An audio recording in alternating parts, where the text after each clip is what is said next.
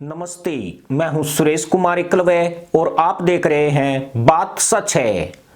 जून 2019 के बाद से भारत ने अपनी कूटनीति में आमूलचूल बदलाव किए हैं। अब भारत सिर्फ व्यापारिक रिश्तों की मजबूती के लिए दूसरे देशों से मेलजोल नहीं बढ़ा रहा है, बल्कि उनमें रणनीतिक पक्ष भी जुड़ गया है। यानी इस हाथ ले और उस हाथ दे की नीति अपनाई जा रही है। चीन, अमेरिका और रूस ने इसी नीति के तहत कई देशों में अपने सैन्य बेस बनाए हैं, लेकिन इस मामले में भारत बहुत पीछे रह गया था, जिसके लिए अब प्रयासों को गति दे दी गई है। भारत के वर्तमान में भारतीय उपमहाद्वीप और हिंद महासागर में कई सैन्य अड्डे हैं, जिनकी तादाद 10 के करीब है। इन 10 अड्डों में Madagascar, Mozambique, Oman, Seychelles, Qatar, Tajikistan, Nepal, Vietnam, Maldives और भूटान हैं। इन अड्डों में कुछ स्थायी हैं तो कुछ अस्थायी हालत में मौजूद हैं, लेकिन इन सब से हटकर भारत का सबसे महत्वपूर्ण अड्डा मॉरिशस में है। इस अड्डे की खासियत यही है कि इसने सबसे ज्यादा चीन और पाकिस्तान की बेचैनी बढ़ाई है। हिंद महासागर क्षेत्र में मॉरिशस भारत का सबसे बड़ा दोस्त और साझेदार है। मॉरिशस सामाजिक, आर्थिक और राजनीतिक रूप से शुरू से ही भारत के काफी करीब रहा है। अंग्रेजों के शासन के समय इस देश में बड़ी संख्या में उत्तर प्रदेश और बिहार के लोगों को भेजा गया था। इनमें से अधिकतर लोग वहीं बस गए और फिर वापस लौटकर कभी अपने देश नहीं आए।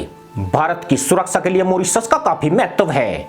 हिंद महासागर में चीन तेजी से अपना वर्चस्व बढ़ा रहा है। हिंद महासागरीय देशों को फंसने के लिए चीनी सरकार बड़ी मात्रा में कर्ज भी दे रही है। ऐसे में मॉरिशस को चीन के पाले में जाने से बचाने के लिए भारत ने इस देश में काफी मोटा निवेश किया है। चीन पर बढ़त बनाने के लिए मॉरिशस पर भारत का प्रभुत्व भी जरूरी है। जो भी देश यहां पर मजबूत होगा, हिंद महासागर में उसी का सिक्का चलेगा। पिछले दिनों ही प्रधानमंत्री नरेंद्र मोदी ने मॉरिशस में भारत के सहयोग से बने सोशल हाउसिंग प्रोजेक्ट का उद्घाटन किया है। इसी मौके पर भारत ने मॉरिशस में मेट्रो परियोजना और दूसरी बुनियादी ढांचा परियोजना के लिए 19 करोड़ डॉलर के कर्ज फैसिलिटी देने का ऐलान भी किया है। भारत इससे पहले भी मॉरिशस में संसद भवन और मेट्रो लाइन समेत विकास के कई काम कर चुका है। यानी भारत इस देश में अपेक्षा से अधिक इंटरेस्ट ले रहा है। इसकी वजह यही है कि भारत अगर मॉरिशस पर अपना प्रभाव बनाए रखता है तो इससे चीन की मुश्किलें बढ़ जाएगी। मॉरिशस के पास के समुद्री इलाके से होकर हर साल खरबों डॉलर का व्यापार होता है। अफ्रीकी महाद्वीप के नजदीक होने से इस देश से हिंद महासागर के बड़े इलाके पर नजर रखी जा सकती है। इस देश के पास ही रियूनियन द्वीप है। इस द्वीप पर फ्रांस का कब्जा है। फ्रांस ने यहां पर बड़ा मिलिट्री बेस बनाकर रखा हुआ है। मॉरिशस के उत्तर पूर्व में डियोगो गार्सिया है, जहां अमेरिकी और ब्रिटिश मिलिट्री का बेस है। भारत हिंद महासागर में चीन को चुनौती देने के लिए मॉरिशस के अंगलेंगा द्वीप को विकसित कर रहा है।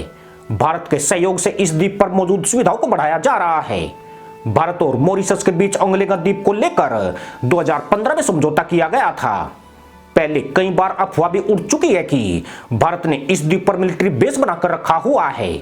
हालांकि भारत ने न तो इन दावों का खंडन किया है और न ही इनका समर्थन किया है। भारत ने इस द्वीप पर कई शिप जेट्टी और रनवे का विस्तार किया है।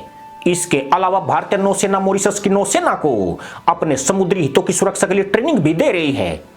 सिर्फ इतना ही नहीं, मॉरिशस पर पकड़ बरकरार रखने के लिए भारत ने वर्ष 2016 में मॉरिशस को 353 मिलियन डॉलर का आर्थिक पैकेज भी दिया था।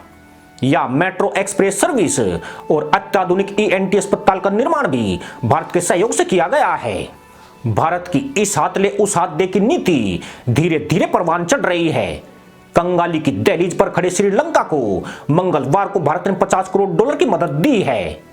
अब भारत ऐसी मदद सिर्फ वाई के लिए नहीं दे रहा है, बल्कि उसका पूरा हिसाब वसूला जा रहा है, क्योंकि यही देश पूर्व में भारत से सहायता लेकर उसे ठेंगा दिखाते रहे हैं।